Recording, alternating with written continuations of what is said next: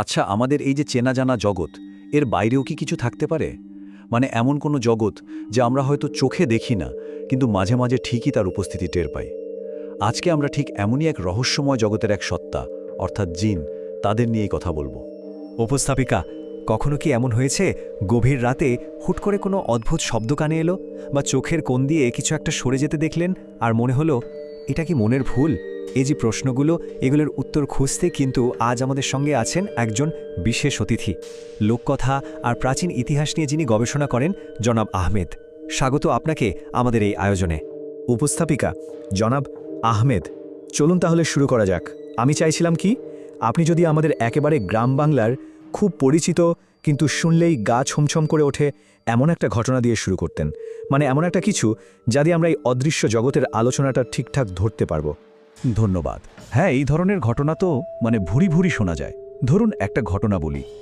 এক বৃদ্ধার মুখে প্রায় শোনা যেত, অমাবস্যার রাত তিনি বারান্দায় একা বসে আছেন, চারপাশ একদম শুনশান নিস্তব্ধ।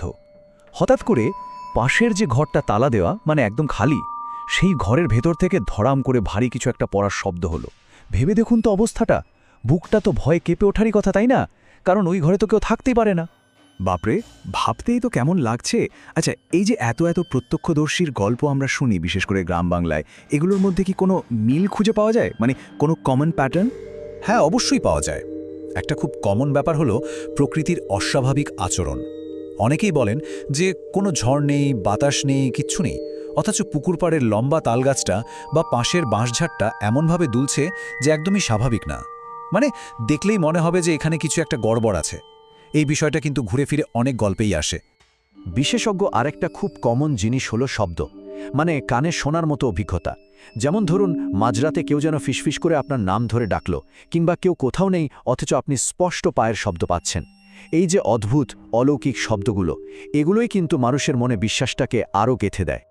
তো সব মিলিয়ে যদি বলি, এই লোককথাগুলোতে কয়েকটা জিনিস বারবার ফিরে আসে। যেমন, মনে হচ্ছে ঘরে অন্য কেউ আছে কিন্তু কাউকে দেখা যাচ্ছে না। অদ্ভুত সব আওয়াজ, ঘরের জিনিসপত্র একা একাই সরে যাচ্ছে, চোখের কোণ দিয়ে সাত করে একটা ছায়া চলে গেল, কিংবা ধরুন হঠাৎ করে ঘরটা বরফের মতো ঠান্ডা হয়ে গেল। এই সবগুলো অভিজ্ঞতায় কিন্তু জিনের অস্তিত্ব নিয়ে যে বিশ্বাস, সেটাকে আরও শক্ত করে। আচ্ছা, এই যে এত সব গল্প, এত বিশ্বাস, এগুলো কি শুধুই আজকের দিনের বানানো কথা, নাকি এর শেকড় আরও গভীরে? প্রাচীন বইপত্র কি এদের কথা কিছু বলা আছে? খুবই ভালো একটা প্রশ্ন করেছেন। দেখুন, জিন শব্দটাই কিন্তু এসেছে আরবি জান্না মূল থেকে, যার মানে হলো আড়াল বা লুকিয়ে থাকা।